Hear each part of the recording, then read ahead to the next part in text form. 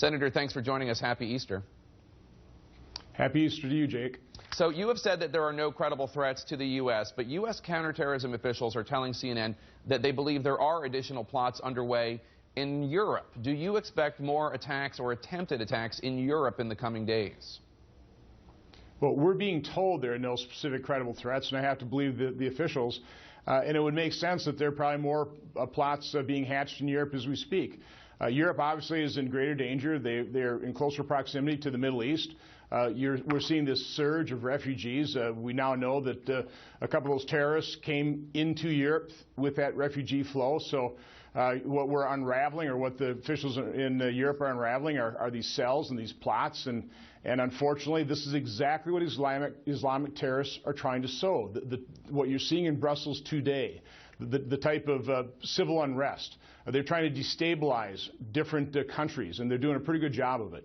Belgian police have arrested a man they call Faisal C. They've charged him with terrorist murder. Is it your understanding that Faisal C. is the man in white who got away after the airport bombing?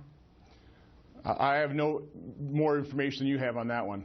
It's beginning to look as though Belgian authorities did have some knowledge of the brothers who carried out the bombing at the airport beforehand, and yet authorities failed to stop the attack. Do you think that this is an example of an intelligence failure by officials in Belgium? Well, we all have the problem of what do you do with the not guilty yet in free and democratic societies where you have the presumption of innocence. It's a very difficult problem, and of course the number of people that have flowed from Europe into Syria, literally in the thousands and now flowing back, is obviously overwhelming the intelligence capabilities of Europe. It's a concern here in America, which is why I always go back to, we have to address the root cause of the problem. It's the instability in Syria and Iraq. It's the fact that ISIS exists, that caliphate is still standing. Remember, it was 18 months ago, in September 2014, that President Obama declared our goal, which I agree with, degrade and ultimately defeat ISIS. We haven't defeated him. I listened to Senator Sanders, and yeah, we're nibbling around the edges, and we're taking back territory in Iraq, but they're expanding territory in Syria, and obviously Islamic terrorists aren't putting down their arms, so this is a war, and we've got to take it seriously, and we've got to defeat ISIS, and we've got to find terrorists wherever they exist and wipe them out. What are you suggesting we need to do, the U.S. government and military need to do, that they're not doing? We need to just have a more robust effort. We need to assemble that coalition of the willing, and the reason we haven't assembled them is because we have not shown the leadership. President Obama took off the table that the same day that he declared the goal, he basically took off the table the very ingredient that was going to be necessary, and that's American troops on the ground. Now, I don't think we have to have that many of them. We haven't heard out of this administration a real strategy for defeating ISIS, but we actually have to show the leadership so that the coalition of the willing will actually assemble around us.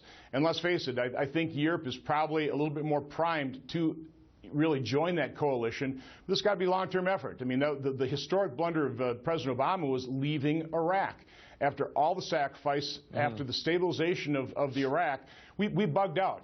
And as a result, that coalition disintegrated, and ISIS was able to rise from the ashes of what was a defeated al-Qaeda in Iraq. We have to learn the lessons of history. We have to be relentless in our pursuit of stamping out Islamic terror. Let's turn back to the terror investigation in France and Belgium. The only surviving terrorist from the deadly attacks in Paris this fall, Salah Abdeslam, was arrested just days before the bombings in Brussels. He wasn't even questioned until the day after his arrest, and he denied knowing the men who murdered dozens of people at the Brussels airport. Donald Trump, the Republican frontrunner, said this week he would have talked a lot faster with the torture. Do you agree?